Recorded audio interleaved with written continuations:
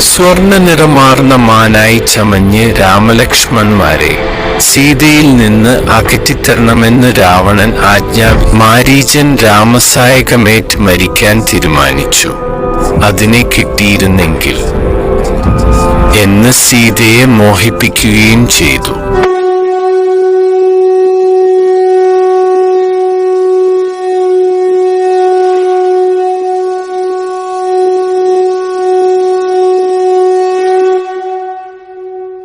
രാക്ഷസനെന്ന് തെറ്റിദ്ധരിച്ച് രാമൻ അമ്പു തൊടുക്കാൻ ശ്രമിക്കവേ ഭയത്തോടെ എന്നെ കൊല്ലരുത്, ഞാൻ ദശരഥന് ഏറെ പ്രിയപ്പെട്ടവനാണെന്നും ജടായു തൊഴുതുകൊണ്ട് അപേക്ഷിക്കുമ്പോൾ ശ്രീരാമൻ ജടായുവിനെ ആലിംഗനം ചെയ്യുന്നു.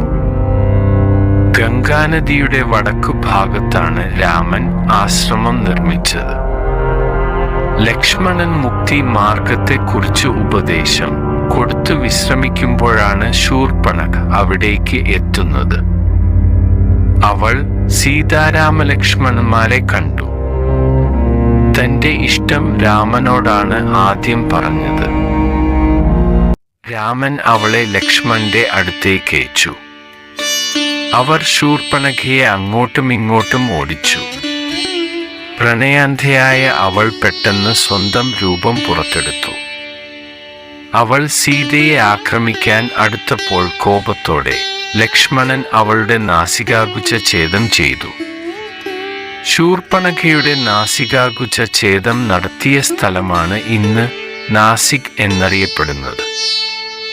അവളുടെ ആർത്തനാദം പഞ്ചവടിയെ പ്രകമ്പനം കൊള്ളിച്ചു. അവൾ സഹോദരനായ ഖരന്റെ മുമ്പിലെത്തി തനിക്ക് നേരിട്ട ദുരന്തം വിവരിച്ചു. കോപിച്ചെടുത്ത ഖരനെയും ദൂഷണയെയും ത്രിശിരസിനെയും 14,000 പടയെയും രാമൻ 3.25 നാഴിക കൊണ്ട് കാലപുരിക്കേച്ചു. ഈ വാർത്ത അലമുറയിട്ടുകൊണ്ടാണ് ശൂർപ്പണഖ രാവണനെ അറിയിച്ചത്. കൂട്ടത്തിൽ മഹാലക്ഷ്മിയുടെ അംശമായ സീതയെക്കുറിച്ചും. രാവണൻ മാരീചനോട് കാര്യങ്ങളെല്ലാം പറഞ്ഞു. സ്വർണ്ണ നിറമാർന്ന മാനായി ചമഞ്ഞ് രാമലക്ഷ്മണന്മാരെ സീതയിൽ നിന്ന് അകറ്റിത്തരണമെന്ന് രാവണൻ ആജ്ഞാപിച്ചു. മരണം തന്റെ മുമ്പിൽ വന്നു നിൽക്കുന്നു എന്ന് മാരീചൻ മനസ്സിലാക്കി. മാരീചൻ രാമസായകമേറ്റ് മരിക്കാൻ തീരുമാനിച്ചു. സ്വർണ്ണ നിറമുള്ള മാനായി ആശ്രമത്തിലേക്ക് പുറപ്പെടുകയും അതിനെ കിട്ടിയിരുന്നെങ്കിൽ എന്ന് സീതയെ മോഹിപ്പിക്കുകയും ചെയ്തു.